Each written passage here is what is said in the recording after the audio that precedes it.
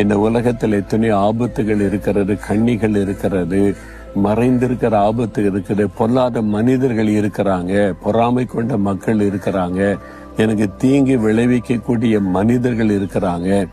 யார்கிட்ட இருந்து எப்படிப்பட்ட ஆபத்து வரும்னு தெரியாது.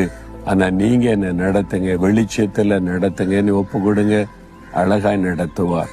நான் கடந்து வந்த பாதை திரும்பி பார்க்கிறேன்.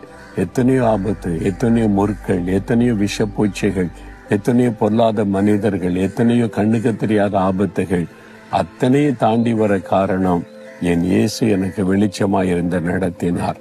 இன்னைக்கு சொல்லுங்க, இயேசுவே நீங்க எனக்கு ஜீவ ஒளியா இருக்கிறீங்க, என் பாதைக்கு வெளிச்சமாயிருந்து என்னை நடத்துங்க, இருளில எந்த சேதமும் எனக்கு உண்டாகாதபடி நீங்க எனக்கு வெளிச்சமாயிருந்து பாதுகாப்பாய் நடத்துங்க. என்னை அதற்காய் அர்ப்பணிக்கிறேன். இயேசுவின் நாமத்தில் ஆமேன்.